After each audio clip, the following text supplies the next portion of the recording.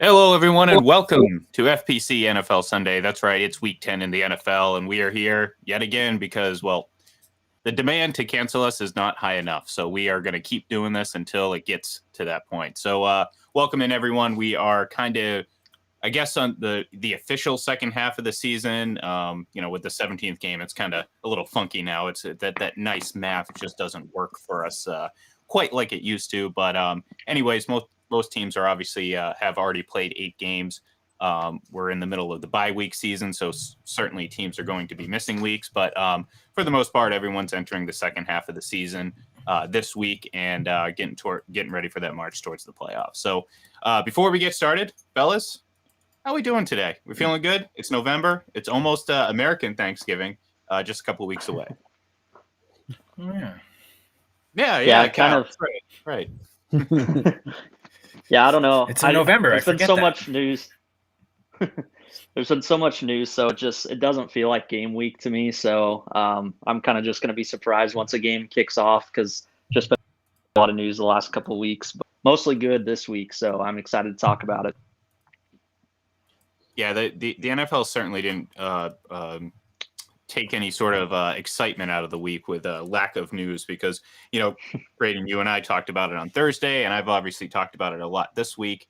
And I know Ricky's talked about it. We've all talked about it, really. I mean, it's of course, it's the Mac Jones ankle attack. No, I'm kidding. Obviously, we're talking Odell Beckham Jr. signing with the Rams, and how these things work. All of a sudden, he goes from a luxury to a necessity because we find out the day that he signs, Robert Woods goes down with a torn ACL. So, we're going to start right there because obviously it's the biggest news of the week outside of some of the matchups. Odell Beckham Jr. with the Rams. I'll start with Kyle, and I just want to get your thoughts. Do you think it's going to fit? Is it going to work for OBJ, and is it going to work for the Rams? I mean, I think it works a little better now, right? Because it seems like what he wants is to be like a number one receiver on a team, and I think part of it is selfish, but I think part of it is also he thinks that's the best way he can help a team win. So I was a little concerned. I mean, if he was going to for sure be riding second fiddle to Cooper Kupp, and even then with Robert Woods and everything, he had established already with the Rams, it's going to be kind of hard pressed for Beckham to be playing ahead of those guys. But I think now, he might not do so well this week, but after barely practicing, right? I mean, I'm sure he'll be out there, but once he gets into the rhythm of this offense, I think he and Kupp are going to be a very dangerous 1-2 punch, and I think that will make Beckham happy, which hopefully keeps this team going. I mean, I talked about this on the Full Press Packers pod. I don't think this move puts the Rams over the top as a Super Bowl contender. I think if you think they are, you're already thinking that. And this is it's like a little bit of icing on top of the cake, but like Beckham isn't going to be the reason they win or don't win a Super Bowl. What do you think, Braden? Yeah, I guess just for Odell himself, I think it's going to be a little easier to kind of get more open looks just because of Sean McVay's ability to scheme. I think this is an offense that I think he probably made a pretty good decision in joining. I mean, out of all the choices, I think that he had for one thing to be a top guy. I know Kupp is there and Woods was potentially going to be with him, but I think there's just certain weeks and certain games and certain moments that I think McVay goes out of his way to really force feed a lot of guys. So I think as far as Odell himself, he made a good decision. With the Woods injury, I think not just Odell, but Van Jefferson is a guy to watch. He's a second-year guy that's really kind of come into his own this year, guy that can win kind of more down the field. So with a big arm like Stafford, I'm kind of excited to see him now after the Woods injury, not just Odell. So a couple guys that I'm looking forward to watching there.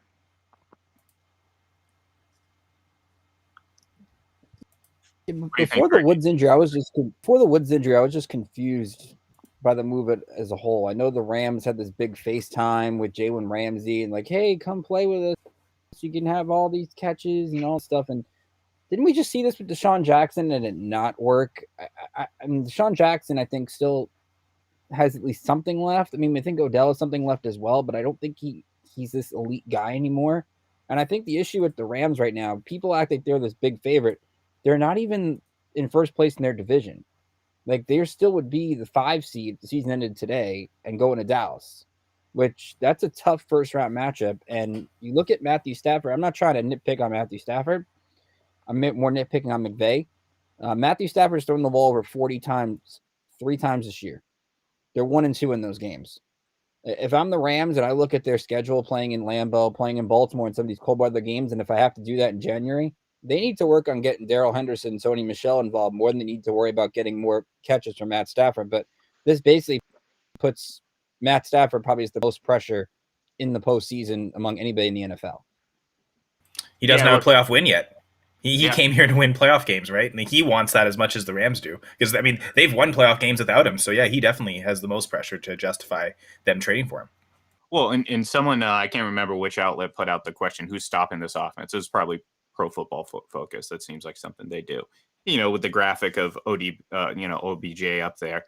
And my response was a boneheaded interception by Matt Stafford in crunch time. Because regardless of who you get out there, it doesn't necessarily change who Matt Stafford is. I think he's a really, really good quarterback who's prone to some just kind of boneheaded mistakes because, let's not pretend like he hasn't had talent around him in Detroit. I understand Detroit's organization. It's not the ideal situation for anyone, let alone a quarterback.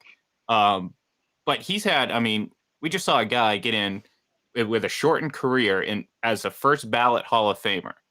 That he got to play with Matt Stafford and Calvin Johnson. He's had guys like Golden Tate, Marvin Jones, so on and so forth. So, there is a lot of pressure on Matt Stafford, and this is only going to put more of a focus on it. And look, he's coming off a really bad game against the Tennessee Titans, and we're going to talk about them in a little bit. But there's a lot of pressure on him, and I don't necessarily know if he can handle it. Now, to Ricky's point, I'm curious, and maybe they've answered this question and I just missed it. I'm curious as to know if they knew about the injury when they made the move or it just happened coincidentally. You know what I mean? Like maybe the injury to Robert Woods, they sort of got an idea and they were like, oh, you know what? Let's put a little extra effort into, Odell Beckham Jr. But I kind of think that that's not the case. I think that they were going into it planning to have him, Kupp, and Woods. And it just so happened because I'm pretty sure they didn't know about the injury right away. I kind of took a little bit of time after practice. So that is something I'd be curious to know. It sounds like they found out about the injury yesterday, honestly. Like it seems like he went down Friday practice, went home without knowing, and then came in Saturday and got evaluated. That's kind of what I was seeing.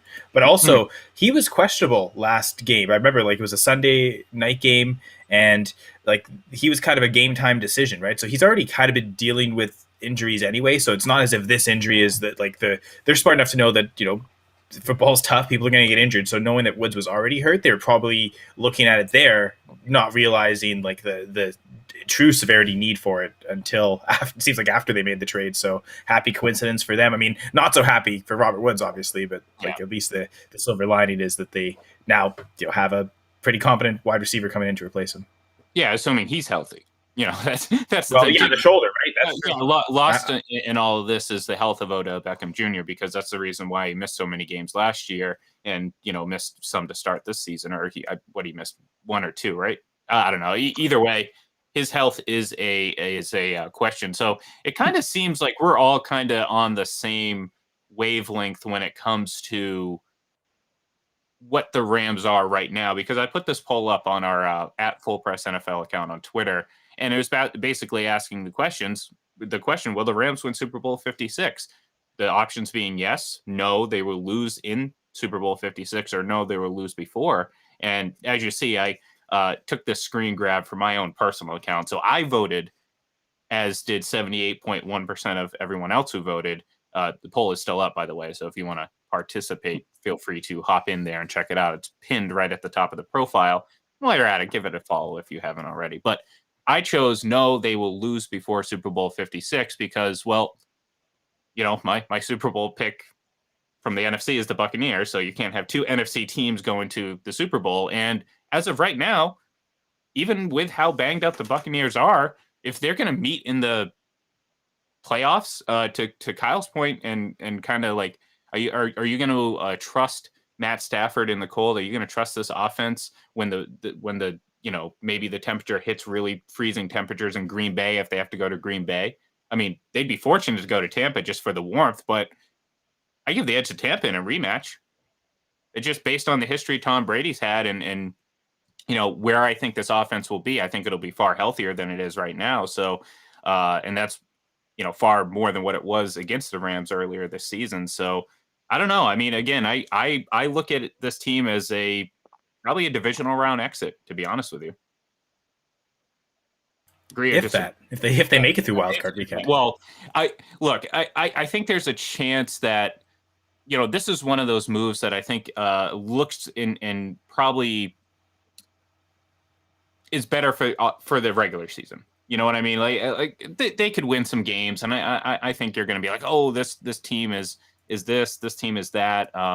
I had their schedule up here just a second ago. I know they got a mix of some pretty tough games, but some pretty easy games as well. So maybe they run the table and maybe they earn that top seed. It's still not going to change anything because I think at the end of the day, it's just going to be too hard for them to string together consistent wins over some pretty good teams in the NFC. So, but yeah, anyways, yeah, go ahead. Well, like what you just said, but also to Keeler's credit, talk about like tough matchups in the NFC. Like even if they win the division, it could be a tough matchup too. So that's one where even if they the injuries the Cardinals are dealing with, frankly, I think the Rams are the best team in the NFC West, but it's so tough to win that division, right? They might not, but they might get the furthest of that division. Like if they face the Cardinals in the playoffs and it happened to be in Arizona, I still think I'd take the Rams there. As much as we can criticize Sean McVay, I think at least he's a capable coach of getting Jared Goff to the Super Bowl. Like at least that credit there. Whereas I don't think Kingsbury has that kind of cachet. Like if they're head to head, I kind of think McVay will outcoach him and win a playoff game. So that would be one where even if they have to go to Arizona, I think the Rams would be happy there, at least more happy than with some other teams. Like you're saying, if they have to travel to Dallas, travel to Green Bay, even if it was early January, that'd be not great for them. What do you think, Ricky? I wouldn't have a problem with them necessarily traveling to Dallas, but I think honestly people are sleeping on the Cardinals. I mean, I know it's the Niners. I know it's Kyle Shanahan and their issues this year, but to win that game on the road without Kyler Murray, Chase Edmonds gets banged up, without DeAndre Hopkins, and essentially dominate that game. And you look at that first matchup, Arizona just dominated the Rams on the ground, and they have that kind of blueprint if Edmonds gets healthy. And James Conner's been one of the best signings of the offseason with 10 touchdowns. I mean, really, Kingsbury against McVay in a playoff game, they're not that much different. I mean, if there's a call that goes the Saints' way in the NFC Championship, we're talking about McVay the way we're talking about Kingsbury right now. So if that game is in Arizona, that December 13th game is huge. It's a Monday night game in Arizona, but I mean, look at the Cardinals schedule. You just talked about the Rams. They do have 2 at Seattle, which is a little bit tricky, especially looking at the Seahawks now. They do have the Colts, but they get them at home. And their toughest road game is probably Dallas. So there is a chance that Arizona could get that one. And if Arizona gets that one, it's not going to be easy for the Rams to go on the road and potentially maybe play in Tampa or in Arizona in all these to win 3 road games. I'm not sure if this Rams offense can do that. I think they need to be in their comfort of SoFi Stadium. Go ahead, Brad. Yeah, and I think when you talk about the moves and everything, you look at the team, all the memes of F them picks with Les Snead. In a team sport like this, talent can only take you so far. What happens, if more injuries, not necessarily as severe, but more guys like Woods go down, you're talking about a stars and scrubs team that in a team sport in January, you talk about either going into a cold environment or, facing just as potent of an offense. I think that's going to be something that is really going to be something to monitor, in a playoff game when you're talking about this team's kind of future outlook and the pressure you guys mentioned on Matthew Stafford. There's only so many years you have with him and to kind of go out and make moves that are, kind of more reactive than anything. That's something that's going to be interesting to look back on. And to that point, go ahead, bro. I was just going to give you credit, Ian, so you'll like this. Right. No, yeah, before I forget, I mean, you called it with Beckham going to the Rams, right? I said they'd be too arrogant to do it. You said they're so arrogant that they'd have to do it because they're so arrogant, and you got it right. So good job. Well, to my discredit, I did list 6 teams, and that was one of the 6. So I kind of, really rode the fence there. But no, and to me, it was always kind of like, you know what, they're already all in. I mean, they have no choice. I mean, this to me is I know people are praising the team building already. I'm like, hold on a minute, hold on, wait until they win a Super Bowl before you praise this team building, because if they don't win a Super Bowl, to me it's all for naught, and it's a failure, because now all of a sudden those picks, as Braden says, well, picks will F them when they don't have them and they need a team to, compete again, because all these guys are obviously either too expensive or getting older or whatnot. So, and, when you look at it, just for sake of an example, and the fact that they are the defending Super Bowl champions, and any chance I get to mention Tom Brady is always good. Stack the Rams up against the Buccaneers right now. Assume the Buccaneers are healthy. I got to assume that Antonio Brown's going to be back soon. He's been trending that way. Gronk is a bit more of a question mark, but quarterback, I think you obviously get the edge to the Buccaneers. Coaching, again, I like Sean McVay. I think Bruce Arians, he's hot and cold. Sometimes he's a terrible clock manager, sometimes an in-game manager, but sometimes Sean McVay does some questionable things. I'll still give the edge to the Rams, but again, I don't think this is a knockdown, drag out, win for Sean McVay.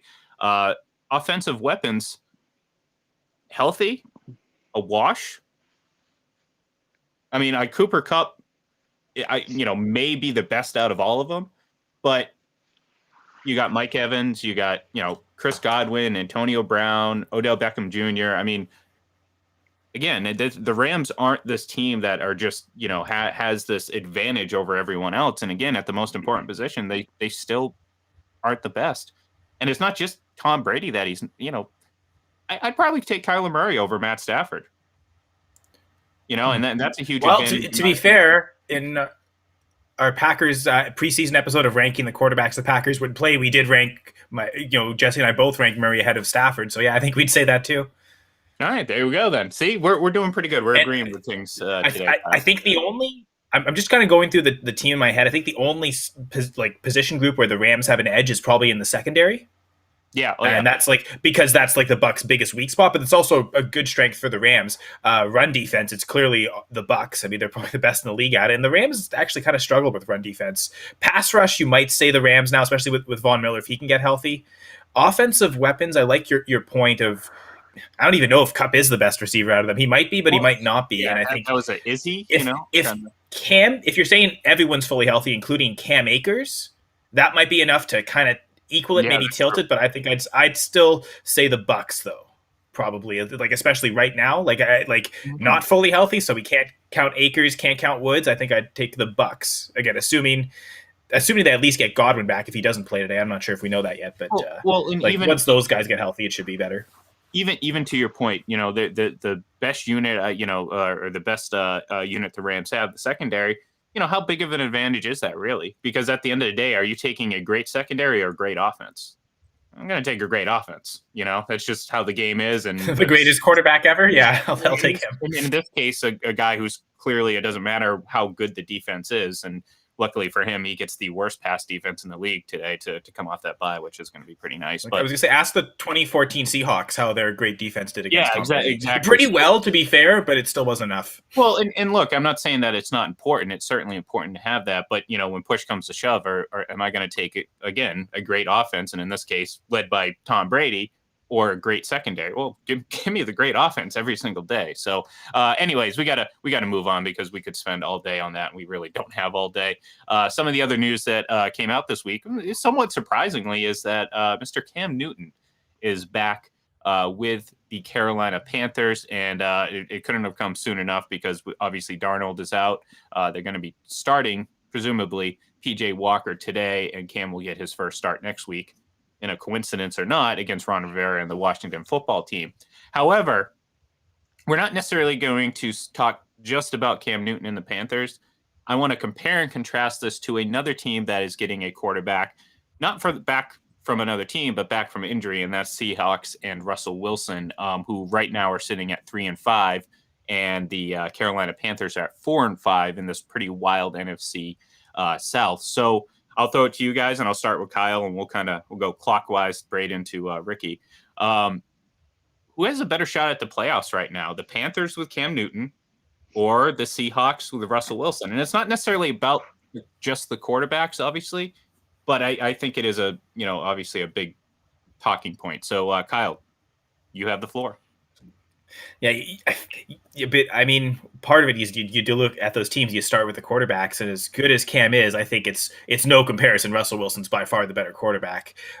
And I think the thing is, like when Cam was getting take into account the injury too. That's one disadvantage. Do we know Cam's healthy? Because his so. shoulder.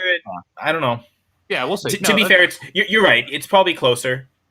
He also hasn't played football in 10 months in an NFL game. Something like that, 11 months?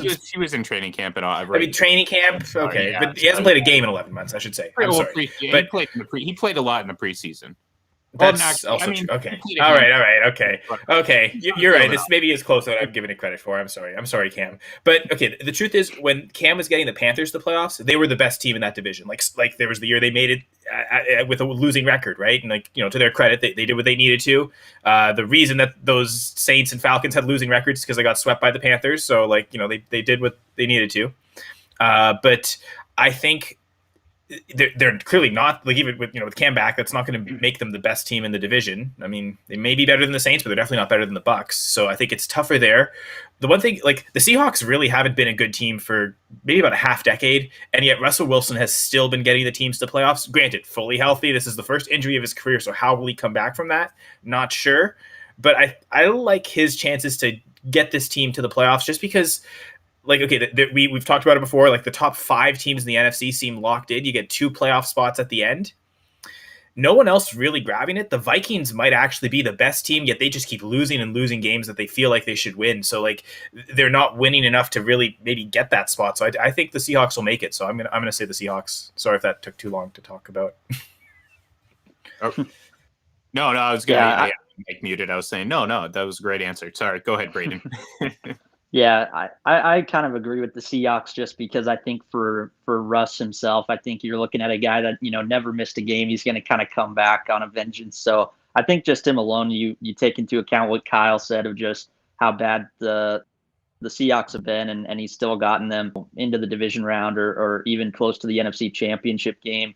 I just think the Panthers right now, there might be too much turmoil kind of looking ahead to their future rather than focusing on the playoffs this season. Matt Rule is a great program builder, but I think just with this whole quarterback situation and, I think there's a lot of different opinions in that building about how they're going to go about it. So given how much they already gave up for Darnold and kind of already locked in that figure for his 5th-year option, I think there's going to be a lot of changes. And I think a lot of players quit on Carolina, so to speak, still before we reach the playoffs. So I think Seattle, just from Russ alone and their kind of pedigree of getting back to the playoffs with the bad team, I got to go with the Seahawks. I would agree with both Kyle and Braden, but I'll play devil's advocate and I'll go Carolina for the sake of this. Just from the standpoint of Seattle's gonna get Russell Wilson back, but like you said, Ian, with his injury, I don't really know what he's going to be, especially since he's back way earlier than people thought. They still don't have Chris Carson back yet, although that should be soon. But really the issue is Seattle's defense is terrible. And they still have to play Arizona twice. Still have to play the Rams. The schedule's okay after that, but that's a lot to ask a team to win any of those 3. Maybe they split with Arizona. You look at Carolina, if they pass Washington, Miami, Atlanta, they could win those 3 games. And their defense is still good.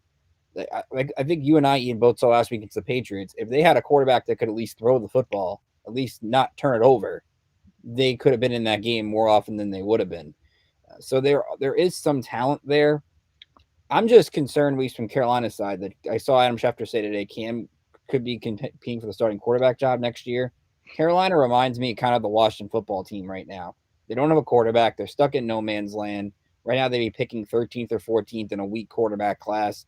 It sounds like they're now 2 years away from really finding that guy. And in all honesty, with the Panthers, I'm just shocked PJ Walker doesn't get more of a shot. Maybe they know him more in that room than we do. But he's got talent. I mean, he should have honestly been starting last week. So I don't know really why they didn't go to Walker first before looking at Cam when that could have happened a couple weeks down the road.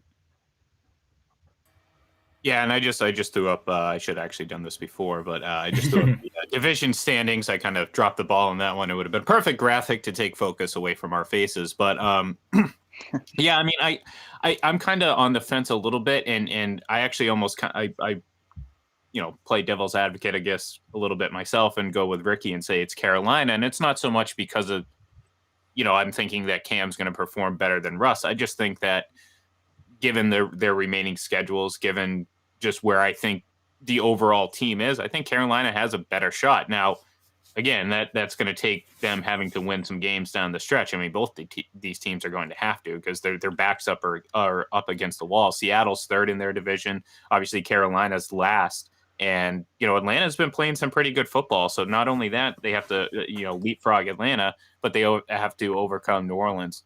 At the end of the day, I mean, it's a long shot, I think, for both of these teams, because I don't think even with their quarterback position improving, and I think it improves in both situations, obviously getting Russell Wilson back. And I do think from what we've seen from Sam Darnold, Cam Newton's going to be an upgrade over him.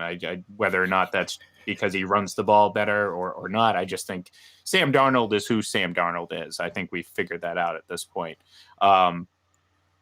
It's just going to be hard because I don't think these teams are good enough, at the end of the day. So, if I'm going to pick a team, I'll roll the dice and say Carolina. But at the end of the day, I just don't think either of them are going to ultimately get there, because they're just, again, I mean, they Seattle's defense is terrible. If it wasn't for Kansas City and the fact that they're in the playoff race, we'd be talking more about Seattle's terrific defense. They've kind of gotten a pass because, Russell Wilson isn't there right now, and they're not really in contention for the playoffs. Now, if they're in contention for the playoffs and Russell Wilson comes back and keeps them in games, all of a sudden that's going to become more of a factor. But right now, Panthers' defense is great.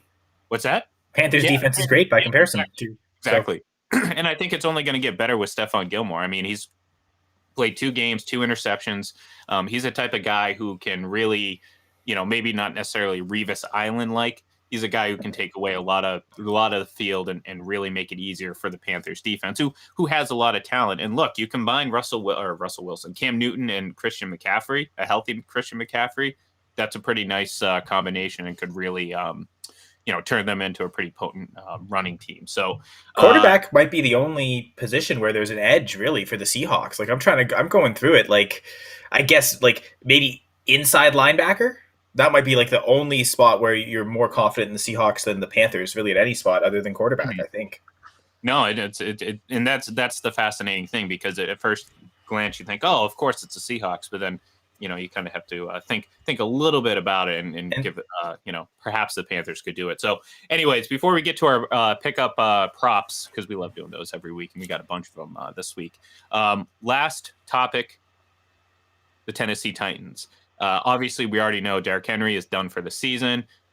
Star wide receiver, and I use that term loosely if you've seen him play this season. Star wide receiver Julio Jones is now on injured reserve for the next 3 weeks at least with an injury. He comes into the season with, I think 20-something catches for 300 and change and no touchdown. So perhaps the Falcons knew a little bit more than we give him credit for when they were looking to get rid of him, but he hasn't had the impact on this Titans team that we had expected coming in. So now with that, knowing that and moving forward, no Julio Jones, no Derrick Henry, the Titans are coming off a pretty impressive win against the Rams. Again, I picked the Rams last week to win that game. I was pretty wrong about that. I'm going to ask you, and we'll do the same thing. I'll start with Kyle and work our way around clockwise. Was that a mirage? What do we expect out of this Titans team moving forward? Are they actually good, or is this going to kind of come back to bite them that they don't have Henry and even a limited Julio Jones in this offense? You look at a team, like who leads a team? It's the quarterback and the coach. Mm-hmm. I think they might have a top 10 quarterback and a top 10 coach in the NFL. I think in their division that should be enough to win the division. So I think playoffs are definitely happening for them, or at least I would guess they're probably going to happen. That'd be my look at it now. But like, I think they can. I think Tannehill's good enough to keep them in contention for the first round bye, just because Lamar Jackson a couple nights ago looked pretty bad. Josh Allen last week. Mahomes has had his struggles. Justin Herbert's had up and down games. Like, no team in the AFC is really taking hold and saying we're going to be consistent and dominant every game. I mean, the Titans have looked awful as well. The Jets beat them. Like, what is that? But I think they're good enough. So I'm going to say no to the Mirage. Oh man, I don't know. I sometimes, like with Vrabel, I think he does some of the dumbest things, but then he does some of the smartest things. So with him, it's like I think his formula works really well. I think for me, it's maybe the depth on this team that makes me think it's a mirage. Definitely, I think Tannehill can continue to be good, but I think there's a lot if you look at this. One more top guy getting hurt offensively. If it's AJ Brown or if it's somebody like one of the other offensive linemen, I think it quickly goes downhill. So definitely the AFC, to Kyle's point, it's a mess right now. I don't really know who I would favor out of all the AFC teams, but I would kind of slightly lead to it being a mirage right now. Yeah, I don't think you could rank the AFC. Like, if we had an AFC playoff committee and tried to put together our top 12, like, I don't think everybody's top 12 would be completely different because everybody has a loss and disqualifies himself. But even to the Titans loss, I mean, to take the Jets to overtime and without A.J. Brown and Julio Jones, I mean, compared to Buffalo losing to Jacksonville, like, is that horrible of a loss? Not necessarily. And I mean, look at Tennessee's schedule down the stretch. They have 5 of their last 8 at home. They have 2 with the Texans. So there's 2 wins right there. They have Jacksonville still. They have the Niners at home. They have Miami. I mean, this schedule sets up perfectly for the Titans, and their defense might be starting to come together. 5 sacks against Matt Stafford last week. I think that's more important than what their run game looks like. They get that bye. Maybe Derrick Henry comes back for a limited role in the postseason, at least does something. It's hard to trust them still because they can still come up with a weird kind of football game where they don't look like themselves, and maybe it takes a while for Peterson, McNichols to get going. But really, when you think about it, the North is going to knock each other out. Buffalo and New England still have to play each other twice in the East. The West is going to knock each other around. I mean, Tennessee's probably the 1 seed by default. You won't trust them, but it's probably going to be going through Nashville in the AFC unless something crazy happens. Now, it's almost... Go ahead. Just what Keeler was just saying, it just made me think of something. Is this the Eagles in 2017, right? Where they lose their quarterback, they're in the NFC East, so it's like, okay, they're going to win. Like, they got the number 1 seed anyway in the bad division, and everyone was just counting them out every step of the way. Oh, the first number 1 seed to ever be home underdogs in their playoff opener, right, against the Falcons, and then they beat them, and they just kept winning, even though everyone thought, oh, they're done for because they've lost these key pieces. I wonder if the Titans could be that. And I think, I don't know that the offensive line is as good as the Eagles had that year, and I don't think the defense is quite to that level too. But that's just kind of the vibe I'm getting, just what Keeler was saying right there. Well, I think it depends on the matchup too, because I mean, all this AFC playoffs is matchup based. I mean, think about it. If one of these lower seeds win, and let's play it out. So you have Ravens, Patriots, Chargers, Steelers, Bills, Raiders, right? I think, and we'll see because Ben's not playing to COVID. But Pittsburgh is kind of a scary team right now. When you think about that, if they ran to Pittsburgh's defense in the first round with Najee Harris and just kind of controlling the clock, I mean, I don't know if I'd necessarily say Tennessee's a huge favorite in that game either. I don't think huge favorite and the AFC go together. Of which team do I think can't really blow it? And Baltimore, you can game plan for. The Chargers, you can game plan for. Buffalo, we saw last week, you can kind of game plan for, and they haven't taken advantage of their soft schedule by any means. It's kind of just which team has less flaws, and I think Tennessee kind of has fewer flaws than everybody else outside of maybe their secondary. Yeah, and look, I was going to say before. I just have a question about like what I was saying about Tannehill being a top 10 quarterback. I'm surprised no one gave pushback on that. So, like, is that kind of something? Well, let's play it out. I mean, Sorry, I'm delayed. Oh, are you? Yeah, I was wondering why that was that was a little off there. I was like, okay, but top 10 quarterback Ryan Tannehill. I mean, you got Tom Brady, Aaron Rodgers, Patrick Mahomes, Lamar Jackson, Dak Prescott. Thank you. Russell Wilson, Josh Allen, Kyler Murray. I'm coming down to Stafford, Cousins, and Tannehill, right? Like 2 of those guys are probably top 10 and 1 isn't. So it's kind of between those 3, right? Yeah, I would say so. Yeah, so I mean, look, I don't know if he's. I think if you made the argument that he's a top 10 quarterback, I'm not going to push back because his stat line certainly supports it, especially if you consider, obviously Patrick Mahomes a top 10 quarterback because their stat lines are eerily similar over the last few years. Obviously, there's more to quarterback play than just the stat line, but that certainly puts him right in the conversation for sure. So that's something interesting. Maybe we can, you know what? I'll tell you what, we're going to find that out now because more of it's going to be on him now. I know Adrian Peterson's there, but it's not Derrick Henry. Julio Jones is gone. So the pressure really falls on Ryan Tannehill, and we're going to have to figure out whether or not he's up for it. So, all right, let's get to our props because then we're going to have to obviously make our game picks and everything like that. We want to do that. So, a lot of fun ones today because, of course, there's a lot of interesting storylines as we've already covered for the most part, and we're going to start with one right at bat. The Rams don't play till Monday, unfortunately, so we're going to have to wait for that Odell Beckham Jr. debut, but does he catch a touchdown pass in his first game with the Rams? And we'll start with you, Kyle, and just work our way down.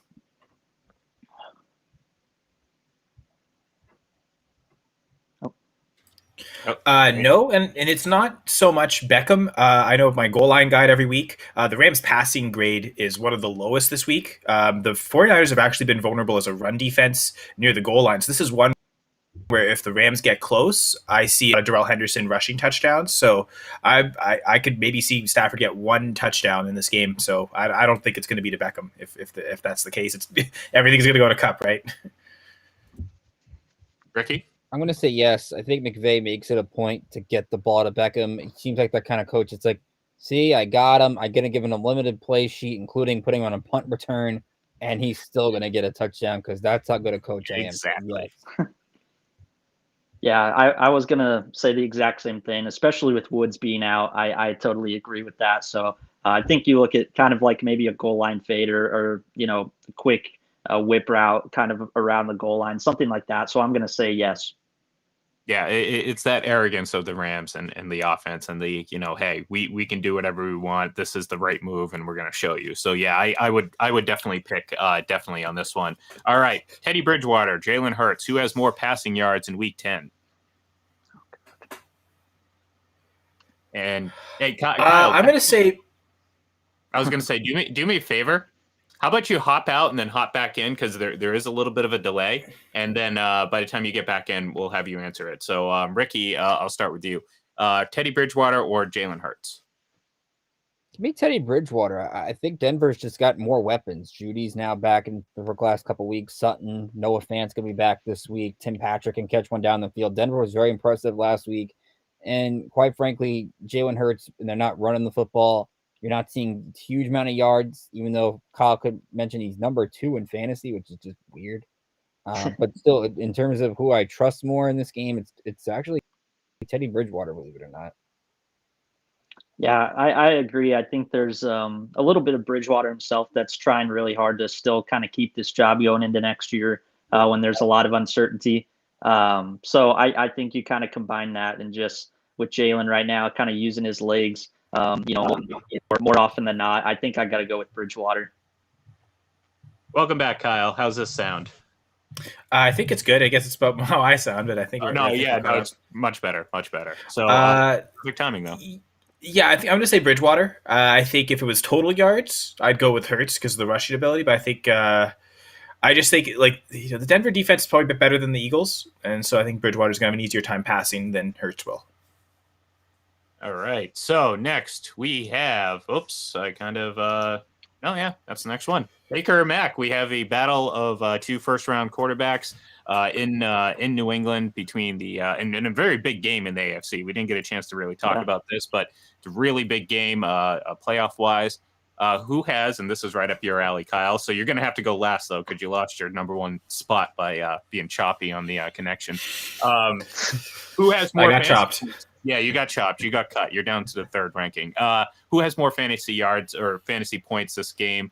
Ricky, is it Baker or Mac? Jones? It's going to be weird as the Patriots guy to say this, but I'm going to go Baker Mayfield. And the reason I'm going to do that here is because I think you look at this Browns offense, and Baker's going to get the ball downfield, whether it's to Peoples-Jones or Landry. I think their offense is more designed to take more downfield shots. You saw New England against Carolina last week. I know no Damian Harris today, but there's still going to be a reliance on Ramondre Stevenson, a reliance on Brandon Bolden, and a reliance on the short passing game using both those running backs. So because Mac Jones doesn't really throw the ball downfield by design, I think I like New England's offense better in this game, but in terms of fantasy, I think Baker's the better play just because there's a better deep shot chance. Yeah, I agree. I think there's I don't know. I think there's just a lot in this game where really Baker's going to have to do a lot on his own. Tough defense to go against, maybe kind of a low scoring game, and I think he's going to have to be, kind of trusted to hit some of those deep shots that Ricky mentioned. And you talk about, Odell leaving town now, Chubb and Hunt still out. So I think there's going to be a lot placed on Baker's shoulders where New England can kind of rely more on kind of mixing the ball around and leaning on that run game. So I'm going to go with Baker. Keeler, to your credit, I think, as a Patriots fan, you should probably want Baker to outscore Mac Jones fantasy-wise, because that would be the idea of the Patriots are winning and the Browns are forced to throw more. So, in a win, Mac Jones is probably less likely to score points than Baker is if the Patriots wins and the Browns lose, right? So as a Patriots fan, you actually probably should hope for that. Because I think both of these are like super low floor quarterbacks. If they're not scoring touchdowns, they're not really contributing much fantasy wise. So it's about who gets the touchdowns. No Nick Chubb means the Browns are probably going to have to throw it through the air. Even without Damian Harris, I think the Patriots, like you said, have more faith in Ramondre Stevenson if they get close to the goal line running in those touchdowns than going with Mac Jones against that Browns pass rush and defense, which is pretty formidable. So I think, I think it's Baker as well. Oh, there we go. All right, next we have Judy versus Smith. Which Bama wide receiver has more receiving yards in Week 10? We'll start with you, Ricky. I'm going to go with Devontae Smith, largely because I think maybe garbage time gets him some yards, because I think Teddy Bridgewater's done a good job balancing it out with those guys like I mentioned earlier. I think there's more of a reliance on Smith than there is a reliance on Judy, so I'll go Smith. I'm also going to go with Smith, kind of piggybacking off what we just said with Baker. I think the Eagles might have to throw it more. Broncos more willing to run it with Javonte and Melvin Gordon. So Smith's been kind of connected more on deep shots with Hurts lately, so I got to go with Smith. Part of me wants to almost go to, okay, I said Bridgewater more passing yards, so go with Judy on that. I guess what we've seen with Smith is 2 games so far this year of 100 yards, right? Judy hasn't done that yet.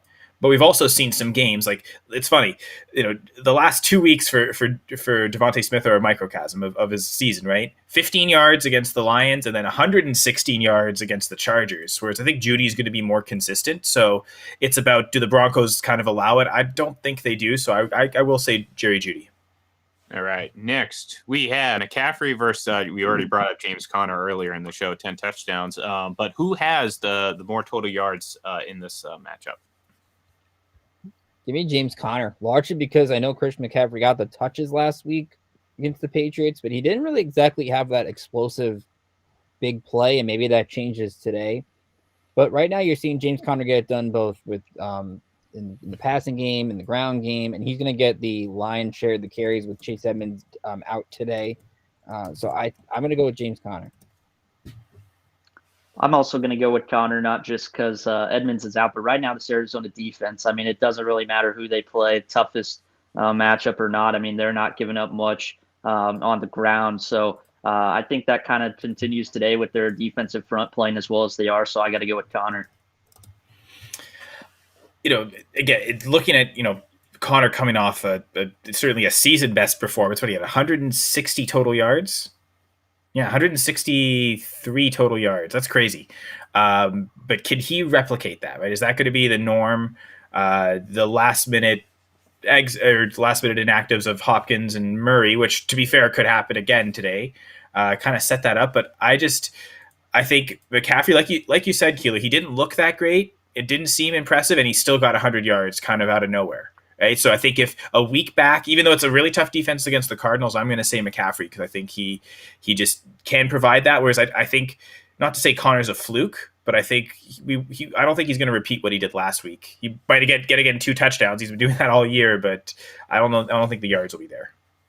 All right, next, 2 former first overall picks in the NFL draft. You have Carson Wentz and Trevor Lawrence. Who has more passing yards in Week 10? I'm gonna go Carson Wentz. I think Trevor Lawrence I know he finished the game last week, but you have to wonder how much the ankle is a big deal. And the one thing you've seen with Carson Wentz, he's been more efficient over the last few weeks. He's getting the ball down the field. T.Y. Hilton's going to play today, so that should help him at least in that aspect with Pittman. Right now, it's just safe to say you trust Wentz more than you trust Lawrence. So, and Indy needs the game, so give me Wentz. Yeah, I mean, I can't really add much to that. Lawrence is missing some throws right now. Guys are dropping passes all over the place around him, and Wentz, like you said, Ricky, has just been efficient. So, pretty easy one for me. I got to go Carson Wentz. I'll be honest, this one's probably the toughest one for me. The last one was pretty tough too, but part of me wants to actually say Lawrence because, he's been more consistently putting up, more consistent. He's had 2 300-yard games this year. Technically, Wentz has 0. He has a 400-yard game, but he has nothing in 300s. Like it's the yards are kind of up and down. And thinking that the Colts are heavy favorites, they're going to run the ball more. It's going to force the Jags to pass more. Part of me thinks Lawrence will get it because of that, just sheer volume, not so much efficiency. But correct me if I'm wrong. Carson Wentz, I think his wife is due to give birth this week. Potentially before the. I believe so. Yeah, but I'm pretty sure he's already said he's going to be at the game. but now I wonder Narrative Street, especially if she gives birth right before. This is his first. Yeah. This is daughter's first game alive. Like this is his first game with his daughter alive. Does he just go out and have the best game of his season? So I think I'll agree with Keeler and Braden and say Wentz. And the Colt defense has also had 10 days to shake off, allowing 3 touchdowns in the second half to Josh Johnson. You've got to think they're going to be better today. Well, going back to Monday Night Football in our first one and back to Odell Beckham Jr., we have OBJ versus Cooper Kupp. Who has more targets in OBJ's debut?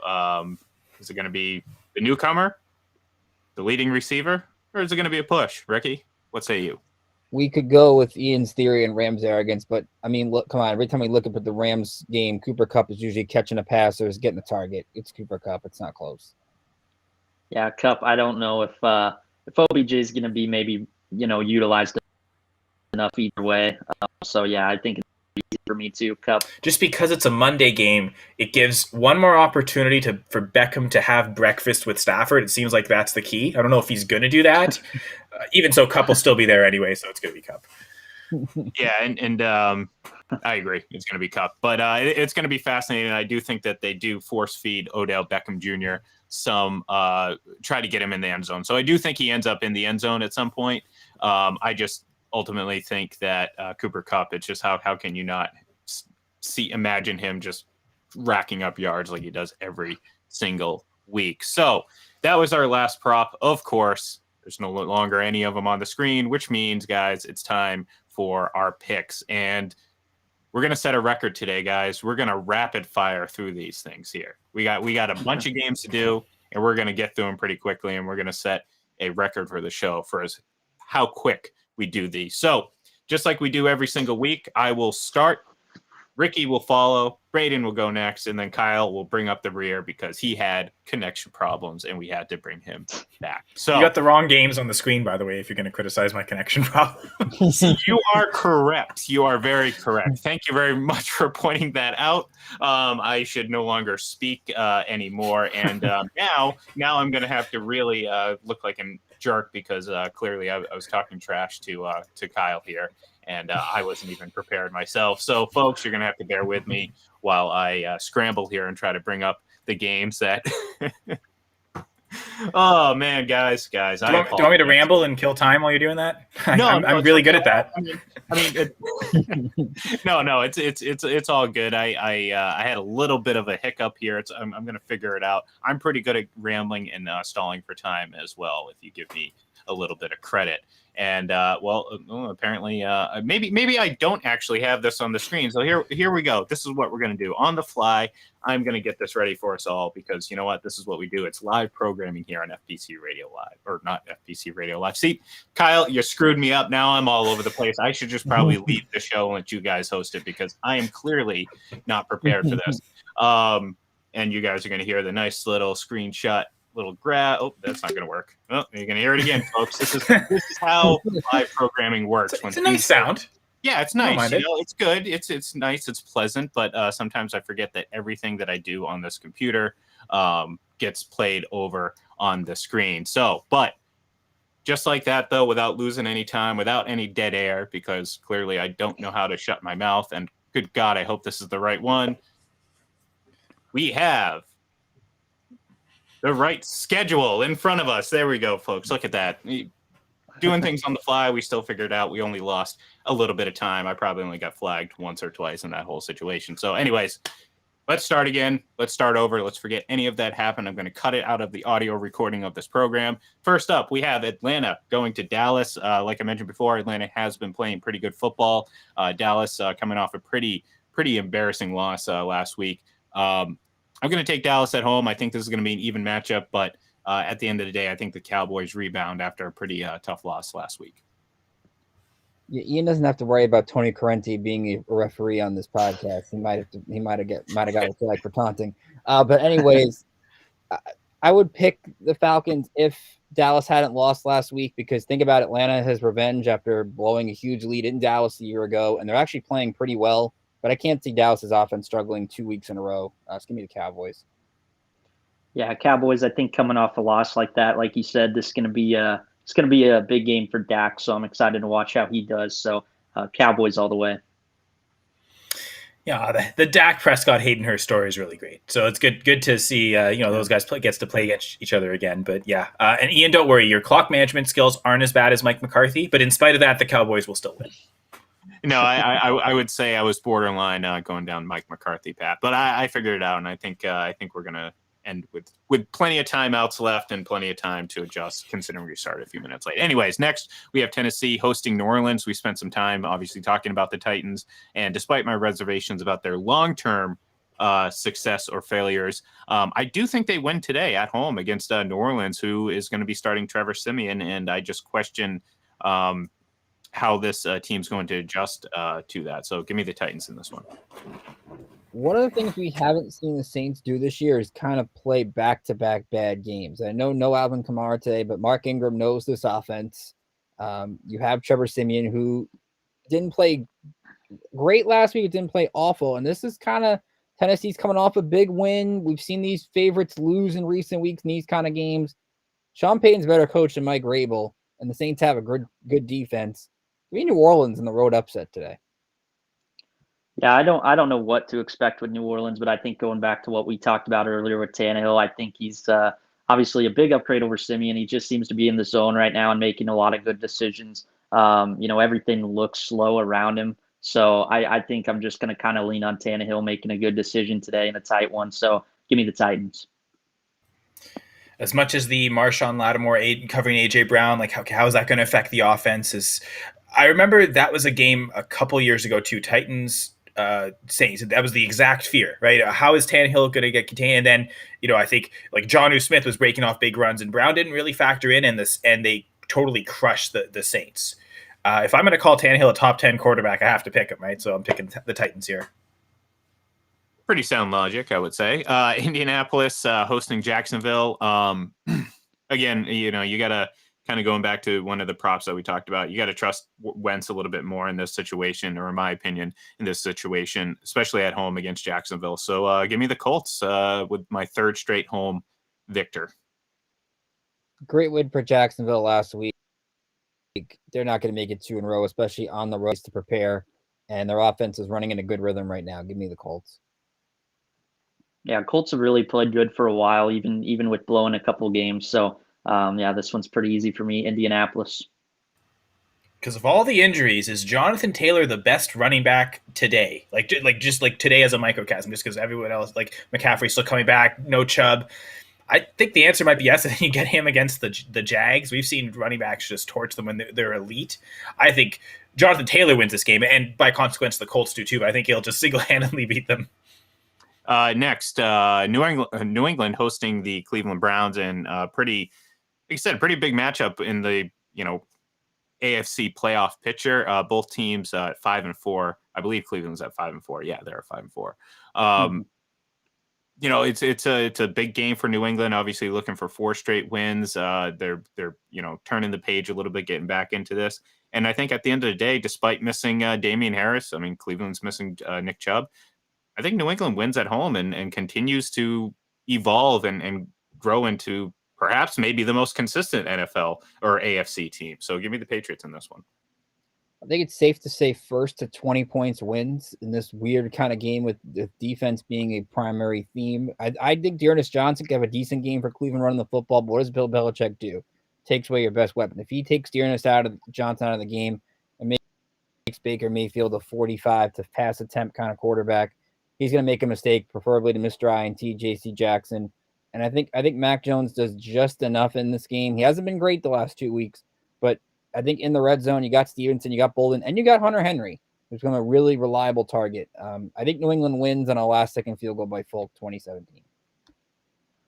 Yeah, I think even with Cleveland's win last week, they really have not played a complete game most of the season, and I trust New England to do that a little more. I think they are a little more multiple right now, not just because of injuries, but I just think this seems like a game where Ricky mentioned J.C. Jackson. It feels like a multiple turnover kind of game from Baker coming up. So I do like New England here. I have more faith in the Patriots offense this week than the Browns, but can the Browns defense win this game? Can this pass rush? Can Myles Garrett kind of put this team on his back and win this game? Because he is the Browns' best player, I think. And I think, like, if you argue with anyone else, it's probably Nick Chubb. So when your running back is your next best player, that's maybe not the greatest thing if there's a team set up. So can the Browns win this? Part of me, I think they are, but I don't think they will. So I will say the Patriots and take another home team.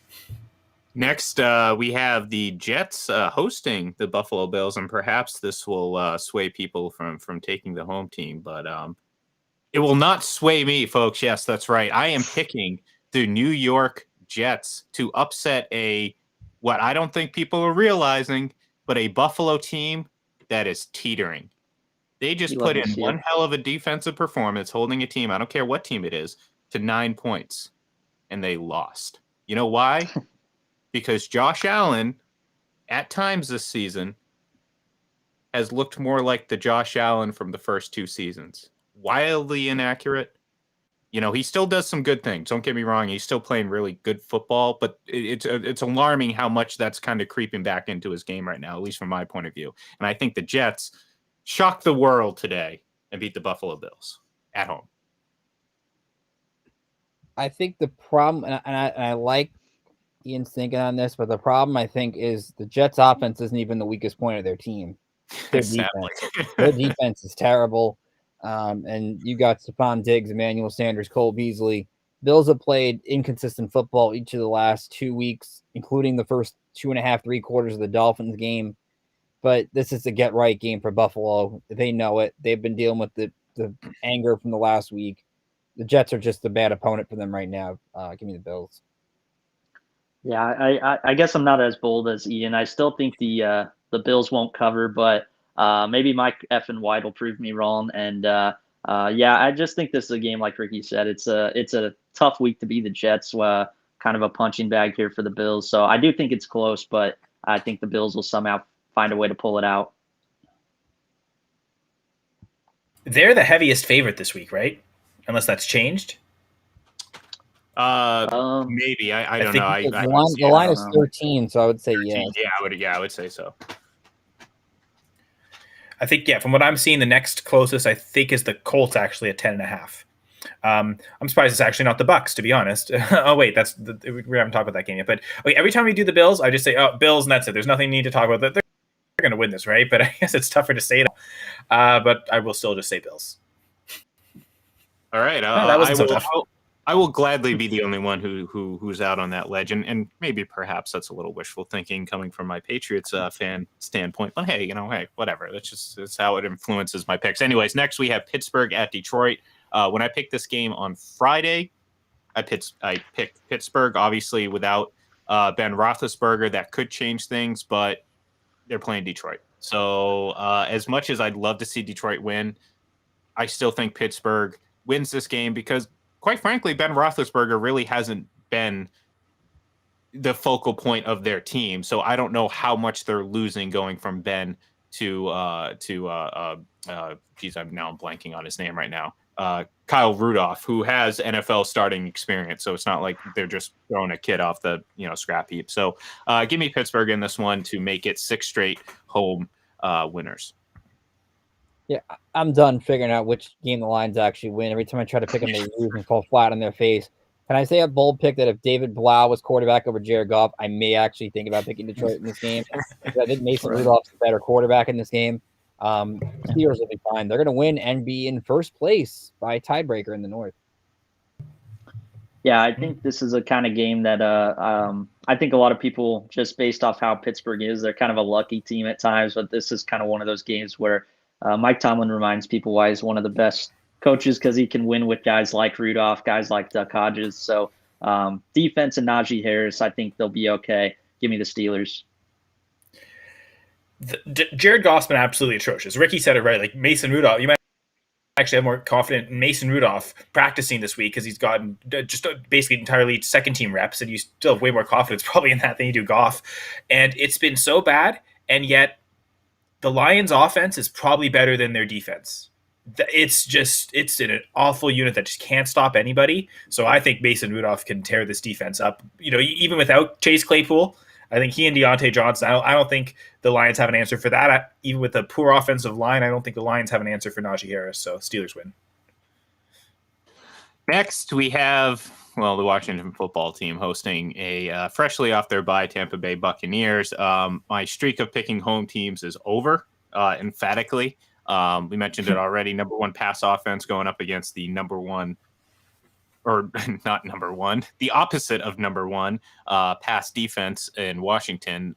Even without Antonio Brown, without Rob Gronkowski, who the Bucs have been without for several weeks now, this Bucs offense is as efficient and as potent as it's been. Even in losses, they've put up good numbers, and it's going to continue to do so today as they take care of business. So give me the Bucs in this one. This isn't a wild card repeat.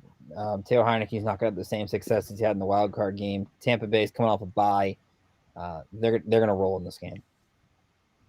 Yeah, I'm not really even questioning who's going to win. I'm questioning really how many points are the Bucs going to score, because I wouldn't be surprised if they got into the 60s today. I mean, they put 38 up on a Bears defense that was kind of playing decent at the time when they went into Tampa. So I think the Bucs. I mean, how many points do they score is the bigger question for me in a win today. I guess it depends on how long they keep Tom Brady in, because they have been doing that. They've been taking him out where, they put up 4 touchdowns in the first half and they just kind of cruise in the second. So maybe that's the case today. Even if it is, they'll probably still definitely cover that 10-point spread. I'm still shocked that they're not the heaviest favorites. But Buffalo's on the road too, and it's a division opponent. Bucs are going to have this. I feel like Taylor Heineke, he's getting a really bad bet. If he was playing with the team playing last year, with the way the defense played, I think they've completely let him down, because I think he's played much better as a quarterback than what they had last year. It's funny that they just couldn't connect in 2 years for Washington. And it's just, they're not going to win here. Yeah. All right. Next of the first of our 4:00 games, we have Arizona hosting Carolina. I like Arizona at home here. I think they're just obviously the better team. Although I think Carolina is going to put up a pretty decent fight, and it'll be fun to see PJ Walker, assuming he's the guy who starts, and perhaps even we see some packages for Cam Newton if he's active. But give me Arizona to pick up their 9th win of the season. Oh, give me the Arizona Cardinals in this game, even without Kyler Murray, probably without DeAndre Hopkins.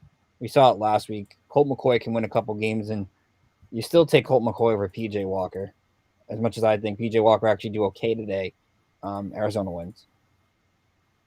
Yeah, I don't know how this team kind of keeps winning without some of their biggest names, but they keep doing it. So I just kind of have to roll with it and go with Arizona. Kind of helps with PJ Walker starting as well. So Cardinals.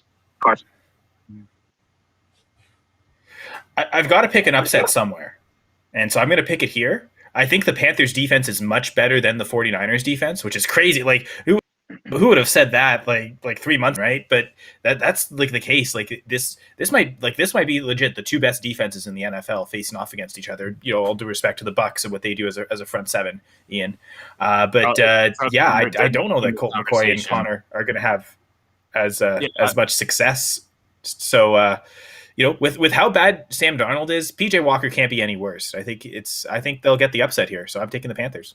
Sorry, go ahead. I was going to say that the Bucks don't deserve to be in any sort of conversation for best defense in the league right now. Not the way that they played. It's not the worst. We've clearly there's someone on this. It might be those two.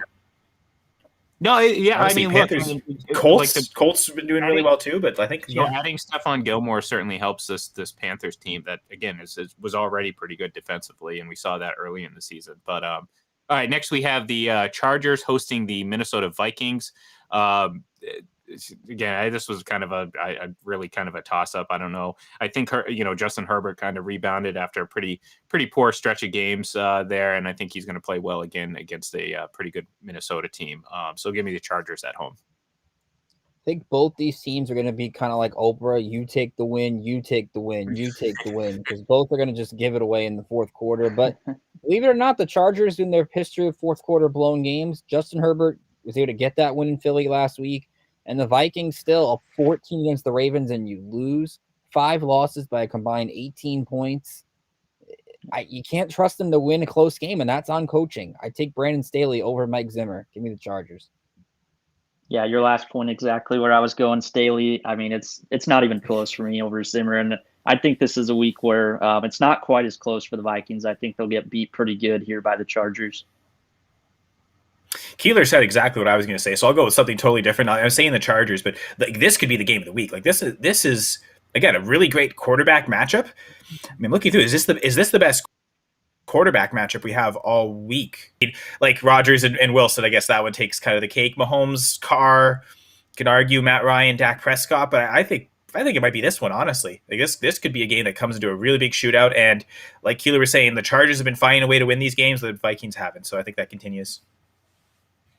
All right, next we have the Denver Broncos hosting the Philadelphia Eagles, and certainly a matchup of not the two best quarterbacks or two great quarterbacks, but pretty good matchup nonetheless. I mean, both teams are, I think kind of middle of the pack when it comes to, where they stand. But, as I've been going with a lot of these games, give me the Broncos at home in this one. I don't know if it's because I'm consciously looking at home road picks, or it's because if Denver wins this game, they go 4-0 against the NFC East. Denver's only favored by a point. Give me Philadelphia.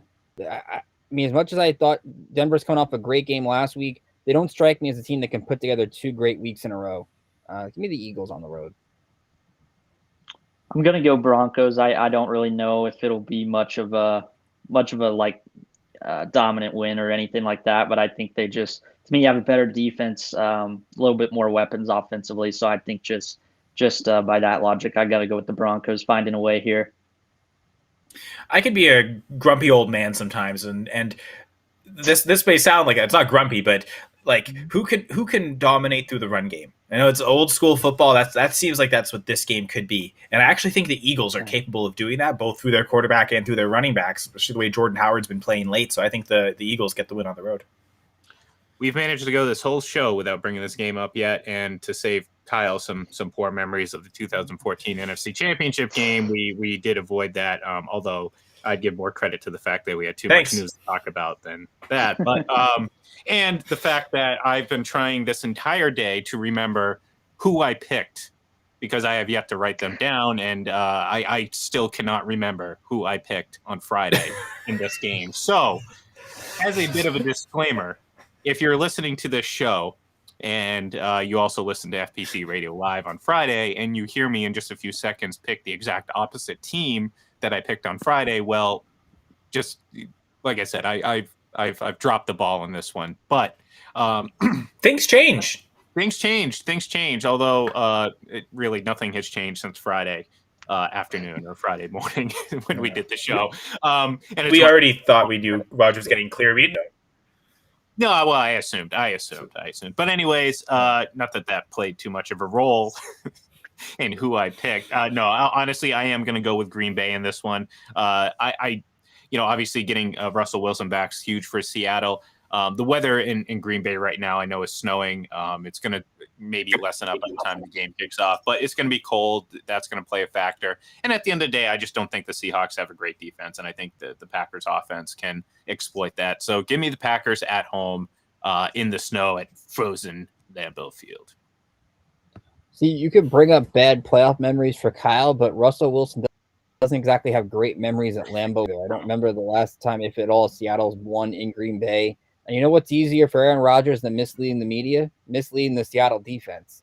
So this is going to be easy. He sat on his couch all week.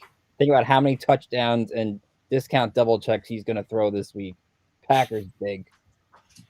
Yeah, Packers, I mean, even with Russ coming back, defensively, Green Bay's right now top 10, both yards and points allowed. And they were my Super Bowl pick, so I got to go with the team that I think is more complete here in Green Bay. Oh, thanks, Braden. So yeah, do you want the guy that hasn't practiced yet this week, but is healthy? I mean, relatively healthy. I mean, he just had COVID, right? But it sounds like no symptoms, so it seems like he's fine from what we know, at least what's being reported. Or the guy who has practiced, but again, coming off a hand injury that's probably not fully healed.